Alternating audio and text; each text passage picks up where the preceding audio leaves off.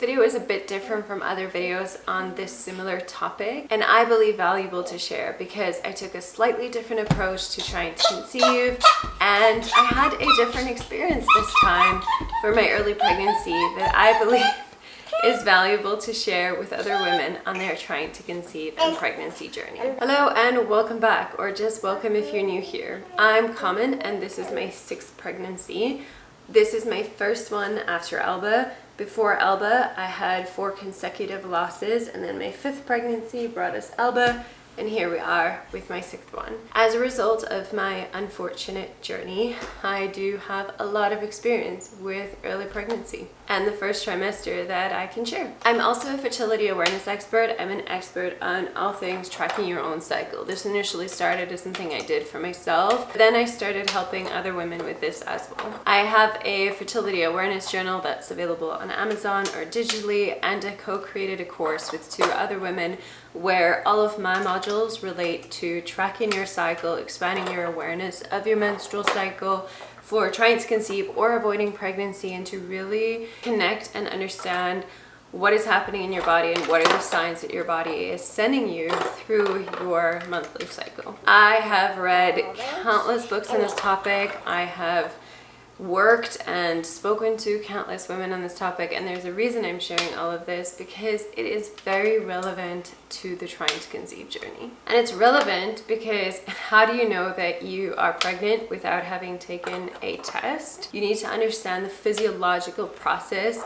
of the cycle and how pregnancy comes about. And also through tracking your cycle, you are able to see your fertile signs. You're able to get literal messages from your body what is happening at different times. So in order to know whether you are pregnant or not, you need to know whether pregnancy is even possible. Did you do the deed when you were fertile and when conception was possible? Do you know that you ovulated? Do you know when you ovulated? And do you know more or less how long your luteal phase is? So that's the time between ovulation and your expected bleed. You'll only know if you missed your period if you know when you ovulated, that you ovulated, and typically how long your luteal phase is, because you've missed your period. When that phase has completed and your bleed has still not shown up. When we're trying to conceive and we are looking at whether we're experiencing any unique pregnancy symptoms in that what is typically known as the 2-week wait, the only way we know if we're experiencing pregnancy symptoms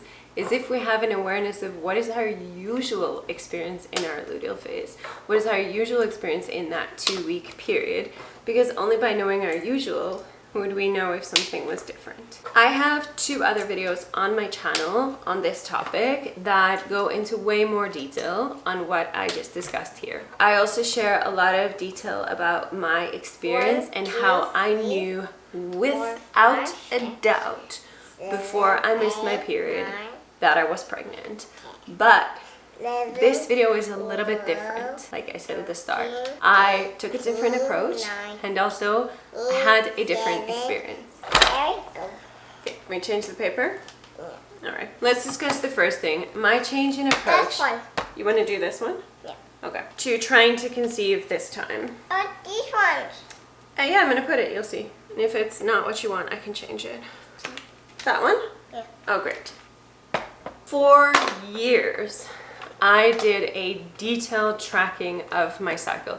I kept a detailed journal every single day. I would complete like a body awareness journal to really understand what was going on in my cycle, because I wanted to know for health effort purposes, what do I need to do more of? What do I need to do less of? What's working, what's not working? Because I was really tired of experiencing quite intense PMS symptoms. In particular, what bothered me the most was like quite intense mood swings in my luteal phase. And I decided to really commit to understanding my cycle, living in sync with my cycle, and doing whatever I could to address that. So I did that while avoiding pregnancy.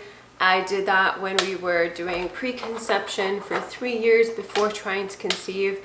I did that through trying to conceive. I did that through all of my losses. I did that through pregnancy, straight after birth, and then I did that for a long time postpartum. Then I got to a point postpartum where I felt like this detailed approach to my cycle was more habitual than it was serving me anymore. I felt like I had a really good understanding of my body. I felt like I'd really established this connection, how to live in sync with my cycle, all of the things I wanted.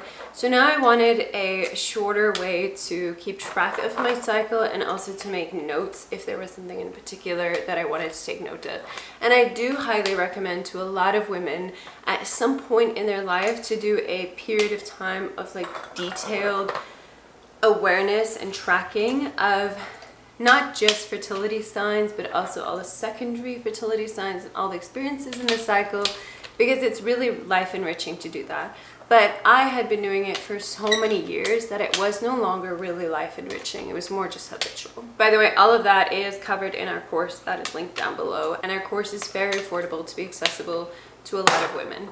Now, having done all that for many years, and being a mom and being a little bit more busy and shifting my priorities, I wanted something that really works for me in the phase of life that I'm in. And I started to use somebody else's paper chart, and that didn't really work that well for me. So I created my own paper chart that also has a space for reflection and across cycle reflections. And I think is a good combination between just like the very factual paper chart tracking your cycle data and also taking in a lot of information. There's a reason I'm sharing all of this, and it's not to sell you on my paper chart, even though I do think that it is a really good one. It is relevant because I really want to paint the picture of how much of an advocate I am for tracking your cycle, keeping records, how valuable it is, and I believe all of that stuff. But despite that, I took a different approach to trying to conceive this time. A few months before trying to conceive, I stopped taking my basal body temperature.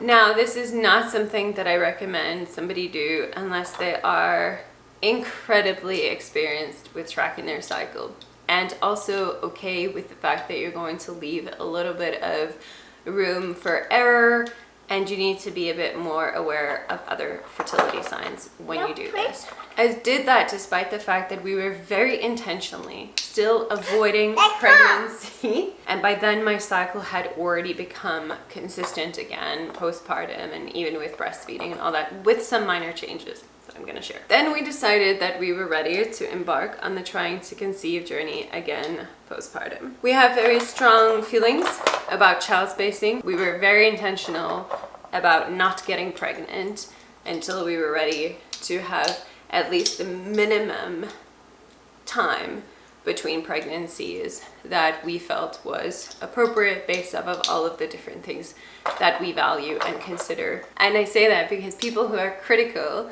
of fertility awareness will often say it's not possible to use it postpartum, it's not possible to use it when you're breastfeeding exclusively because your cycle can be a little bit irregular when it returns. So I just want to say it is very much possible. It's slightly harder to do sometimes because there may be those inconsistencies, but it is very much possible, and I am proof that it is possible along with loads of other people who have done it.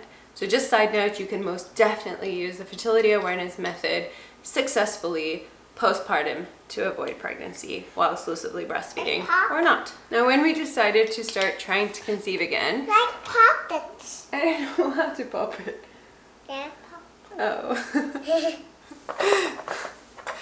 I decided to not start taking my basal body temperature. I decided to not take it. And this does mean less information when you are on the trying to conceive journey. But why did I do that? For my 5 pregnancies, the 5th one bringing us Elba, I was incredibly detailed in keeping information, and it was really exciting, and it was a huge deal, and it's so beautiful. I mean, this is why we watch videos like this, right? It's an exciting time. It's also a time that's quite an emotional roller coaster. It's not just excitement. There is a lot of excitement, hope, maybe some disappointment in between all of that, and then a lot of nervousness, anticipation of waiting. There's a lot of feels that come with all of this, and rightfully so. We're bringing life into the world. It is something that is so big and so beautiful and so important, but Admittedly for me, Yay! going back into the trying to conceive journey was quite hard. And if I was not so adamant and intentional about child spacing, I would have really romanticized an accidental pregnancy and to maybe not focus on it.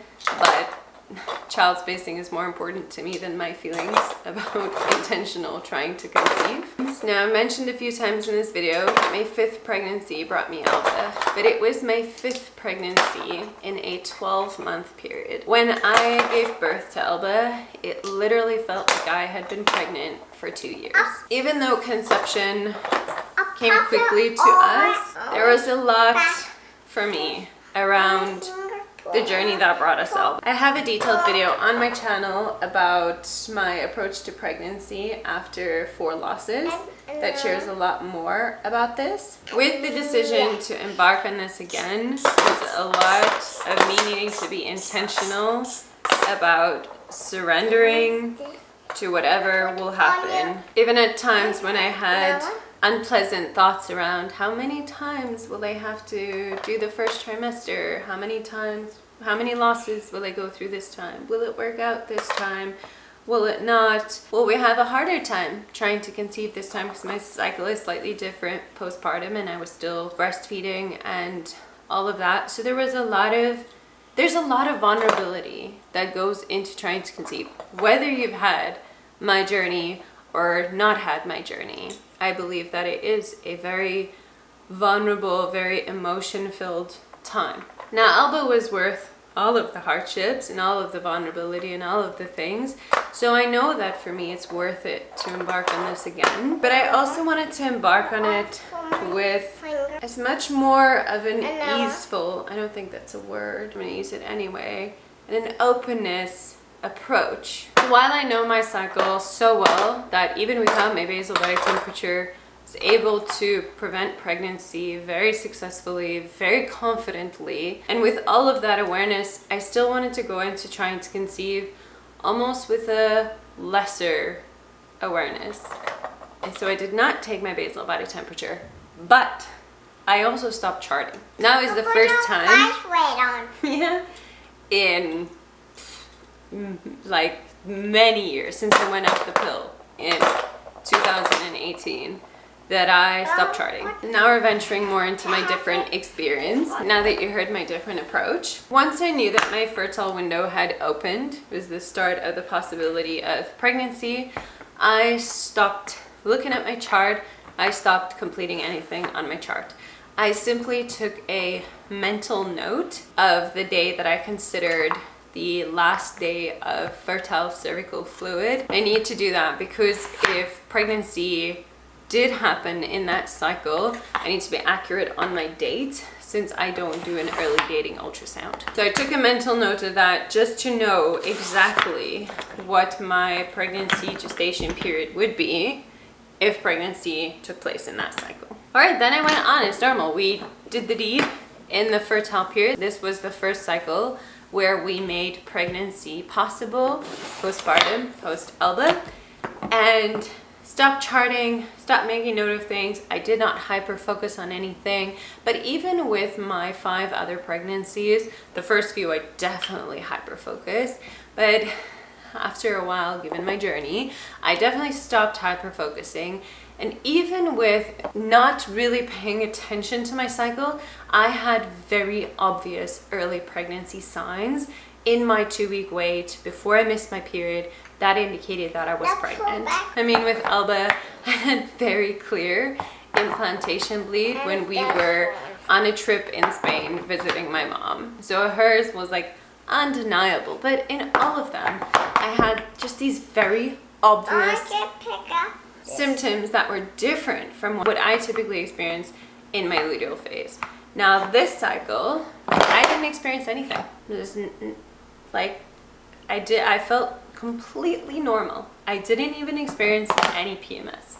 Now for some people, that may feel disheartening. You may be in this cycle thinking, okay, well, I'm definitely not pregnant this time, because, you know, if you've been pregnant before and other times you experience things, you will think, well, I had that last time, now I'm not having that this time.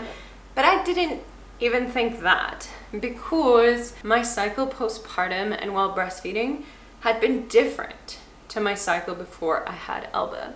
And one of the big differences was I did not have the breast tenderness that I used to have, like, at all. Maybe because it was breastfeeding, I literally did not experience that postpartum. A lot of the PMS symptoms that I used to get before having a baby, I didn't have. No physical symptoms. One of the big differences in my cycle postpartum was I had zero, like, crampy feelings before my period would start, like, nothing. I would just go to the bathroom and kind of know more or less, like, based on the days when my bleed was due, and be like, oh, there you are. With, like, no feeling whatsoever. And my health efforts over the years definitely resulted in, like, I wasn't for years now experiencing, like, painful periods. I definitely had, like, some feeling of cramps. And then my bleed would come. Postpartum, nothing. It would just show up. And sometimes one can have that when you're having an anovulatory cycle, like when you're not ovulating. But my first bleed came back 6 months postpartum. But it was at that point anovulatory. I did not ovulate before the time. And I knew that. I was tracking my basal body temperature. I was tracking all my other fertility signs. So I knew that. My ovulation only came back around 9 months postpartum, but I still did not have a bleed where there was any kind of contractions, like uterine contractions whatsoever. So since 9 months postpartum, my ovulation has been back, but the cycle was longer, sometimes shorter for a while there. It eventually, long before we started trying to conceive, became more consistent. And another huge difference between how it was now versus before I had Elba is my luteal phase became shorter. The luteal phase, remember, is between ovulation and period, that time. Very important when we're trying to conceive. So I spoke a lot at the beginning of this video about being a huge advocate for tracking your cycle, because there's so much that you can tell from your cycle in terms of whether there might be things that you want to focus on when you're trying to conceive journey, and know whether there is something that can be a hindrance to your conception journey. Now, your luteal phase is typically 12 to 14 days. When your luteal phase is short, it can impede with implantation, because when we ovulate, we release an egg meets up with the sperm, gets fertilized, and then they have to travel all the way down to the uterus to implant, and that takes time. So that process only happens a few days into your luteal phase. Chat about this a lot in my other videos about why it's not a good idea to talk about early pregnancy symptoms before implantation is possible. I'm not going to cover that in this video. The reason I'm sharing that is that my luteal phase postpartum was short. Initially, it was like 8 days. Now that would impede with conception for me, most likely.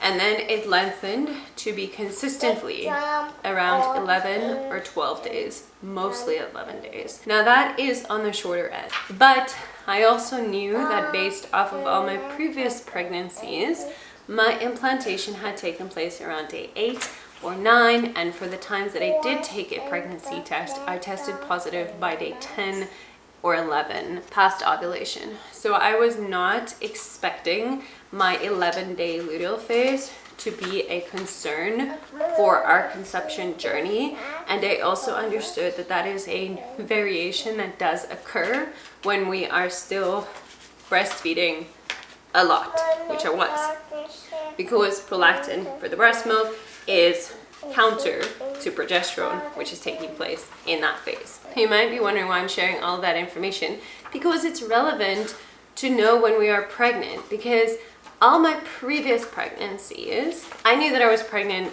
by the signs that I had before I missed my period, but I knew when I missed my period was only when I had been 15 days past ovulation and my bleed had not shown up, because at that point my luteal phase was 14 days. Given that my luteal phase was now only 11 or 12 days, I would know that come day 13 past ovulation, my bleed is still not shown up, that I am or was pregnant. And I say was pregnant because my first pregnancy was a chemical pregnancy, so I did miss my period.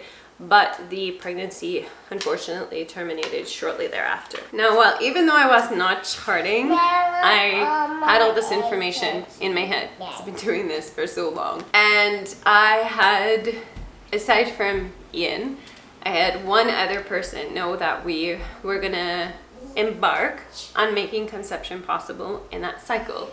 We had done a conscious conception course together many years ago, and we've chatted through all these years. And she sent me a message to say, like, how's it going with this cycle? And I decided it's been several days since I saw my last cervical fluid, since I know that I ovulated. So it's maybe time to have a look at my chart and see where we're at. Then I had a look at my chart. Remember, I made a mental note where my fertile window closed. So knowing more or less when my luteal phase started, even without taking my basal body temperature. So I was still able to go back, fill that in, and count my luteal phase days, count how many days past ovulation I was. When I did that, I saw in my chart that I had missed my period by a day or two, and missed my period by the calculation of a shorter luteal phase, not by how it used to be before I had Elba. Like I did with my pregnancy for Elba, I chose not to take a pregnancy test. That's what feels most wholesome to me, is to not do that. But I knew without a doubt that I was pregnant, even though I had not experienced a single early pregnancy symptom, aside from the fact that I missed my period by a day or two, and by the standards of my current luteal phase, not by what it used to be, or by what other textbooks will tell you that your period is late if it didn't come this many days after your other period, and so forth. Knowing my cycle, knowing what I have been experiencing. And here we are with a 20-week bump. I was not wrong about the pregnancy, about being sure with it. And I share this because a lot of the time on the trying to conceive journey, we may feel disheartened when we don't experience any early pregnancy symptoms, especially if we have been pregnant before and we did experience them. But I was not disheartened, and I hope that through watching this video you may not be either if you're not experiencing anything, because you can very much still be pregnant and not experience a single thing that is different from what you usually experience. The first time I started experiencing any pregnancy symptoms in this pregnancy was at around 7 weeks, mostly because I was still breastfeeding. So I had nipple tenderness / pain, and then my fatigue kicked in the same way it had with Elba. But aside from that, I did not experience the typical things that I experienced in my other pregnancy. I did not have that increased saliva, I did not have heartburn, I didn't have the implantation bleed, I didn't have those things at all. Yet I very much am pregnant. So how did I know that I was pregnant without taking a pregnancy test? Is I knew, first of all, this was the first cycle that we had made pregnancy possible after having Elba, and this was the first cycle that I missed my period after having Elba. And I know I missed my period because I know when I ovulated, even without taking my basal body temperature, and I know my luteal phase and how long that typically is. So even without any early pregnancy symptoms until about week 7 of my pregnancy, I was able to tell that I was pregnant this time, however, not before I missed my period. And that part was partly intentional. As you know, I stopped charting, so I didn't really want to know, but also partly unintentional because I didn't have anything that would have indicated that I was pregnant. That's my story. I hope that it is interesting or somewhat valuable on wherever you are in your journey. As you can imagine, trying to conceive, pregnancy, all of the things comes with a lot for me, because of my experience, and also just because bringing life into the world is a big deal. I do have my video on that, my pregnancy approach, that's linked down below, which if you thought that a few things that I did was odd in this video, that video explains why I do them in a bit more detail. And I hope that I leave you with this video with an excitement on this journey, an openness to the mystery of life and the beauty of however this will unfold for you. And I'm sending you lots of care on your journey wherever you are.